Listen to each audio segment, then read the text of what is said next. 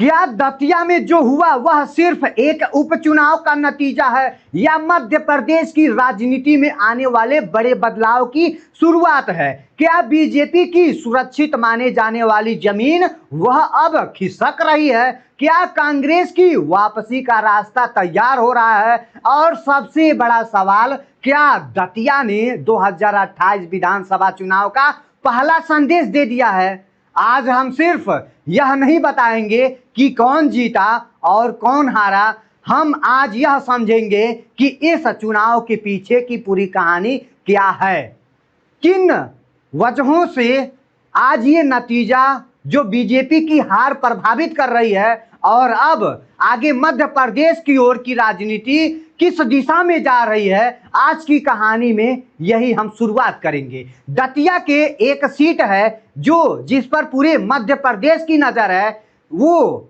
अब विधायक का चुनाव नहीं रहा, बल्कि यह चुनाव सत्ता और विपक्ष दोनों की प्रतिष्ठा का सवाल बन चुका था। बीजेपी के लिए यह सीट जीतना जरूरी था, क्योंकि सरकार खुद मैदान में बीजेपी की है, क्योंकि मोहन यादव मुख्यमंत्री बीजेपी से वहां पर राज कर रहे हैं। संसद और संगठन के बड़े बड़े नेता लगातार दतिया में डटे रहे। दूसरी तरफ कांग्रेस ने इसे जनता वर्सेस सत्ता की लड़ाई बताया है। जैसे जैसे मतदान का दिन करीब आया, मुकाबला और भी दिलचस्प होते गया और मतदान का दिन जैसे ही मतदान खत्म हुआ, अब सबकी निगाहें मतगणना पर थी। पहला झटका गिनती शुरू होता है। पहले राउंड में बीजेपी आगे थी, समर्थकों में खुशी थी, लेकिन यह खुशी ज्यादा देर नहीं टिकी। दूसरे राउंड में कांग्रेस ने वापसी की। तीसरे राउंड में मुकाबला बराबरी पर आ गया। चौथे राउंड में कांग्रेस आगे निकल गई और फिर हर अगले राउंड में उसकी बढ़त बढ़ती चली गई। यहीं से कांग्रेस कार्यालय में जश्न शुरू हो गया। बीजेपी खेमे में सन्नाटा सामने आ गया। लेकिन सवाल यह है, आखिर ऐसा क्या हुआ कि सत्ता में होने वाले के बावजूद भी बीजेपी चुनाव हार गई? यहीं से कहानी का सबसे अहम अध्याय शुरू होता है। नरोत्तम मिश्रा फैक्टर्स चुनाव से पहले सबसे ज्यादा चर्चा किस बात की थी? पूर्व गृह मंत्री नरोत्तम मिश्रा को टिकट नहीं मिलने की उनके समर्थकों की नाराजगी खुलकर के सामने आई है। विरोध प्रदर्शन भी हुए थे। राजनीतिक संदेश मिल गया कि भाई पार्टी के भीतर सब कुछ सामान्य नहीं है। यहीं से राजनीतिक विश्लेषकों ने सवाल उठाना शुरू किया, क्या अंदरूनी असंतोष ने बीजेपी की चुनावी रणनीति को कमजोर कर दिया है? हालांकि इस बारे में अलग अलग राजनीतिक राय है और किसी एक कारण को हार की वजह मानना उचित नहीं होगा, लेकिन यह मुद्दा पूरे चुनाव के दौरान चर्चा में जरूर रहा। कांग्रेस की रणनीति, दूसरी तरफ कांग्रेस ने स्थानीय मुद्दों पर लगातार फोकस बनाए रखा।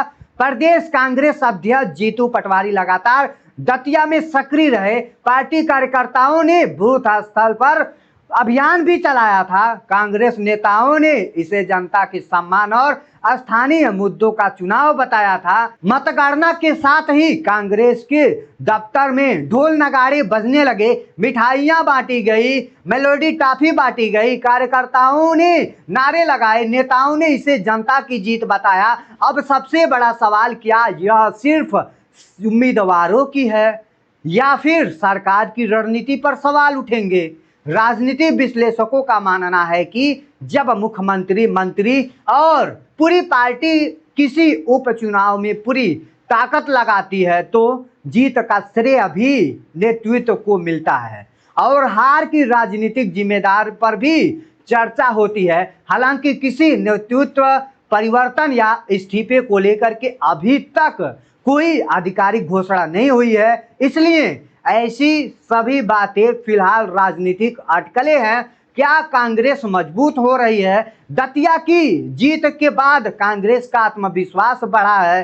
पार्टी इसे भविष्य के लिए सकारात्मक संदेश मान रही है। लेकिन क्या एक उपचुनाव पूरे प्रदेश का मूड बता सकता है?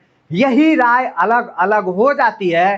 कई विशेषज्ञ मानते हैं कि उपचुनाव स्थानीय समीकरणों से प्रभावित होते हैं, जबकि कुछ का कहना है कि लगातार मिल रहे नतीजे राजनीतिक रुझान का संदेश भी दे देते हैं।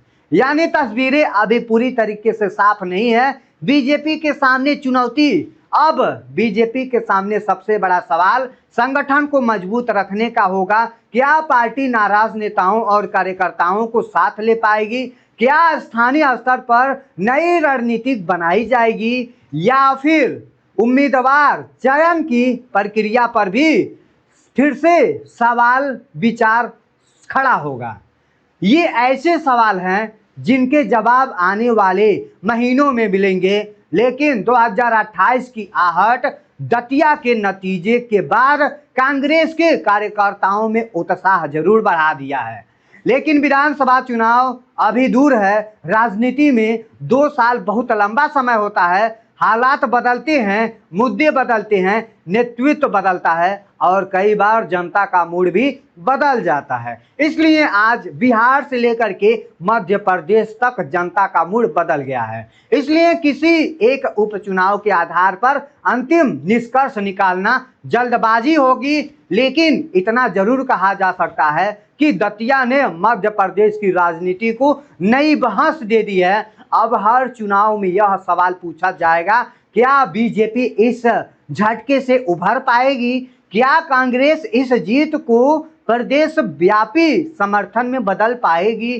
क्या 2028 में मुकाबला पहले से ज़्यादा दिलचस्प होने वाला है या फिर दतिया सिर्फ एक स्थानीय कहानी बन करके रह जाएगा? इन सभी सवालों का जवाब आने वाला समय में आपको मिल जाएगा। लेकिन इतना तय है कि दतिया का यह उपचुनाव अब सिर्फ एक चुनाव नहीं रहा, यह मध्य प्रदेश की राजनीति में एक बहुत बड़ा संदेश बन चुका है।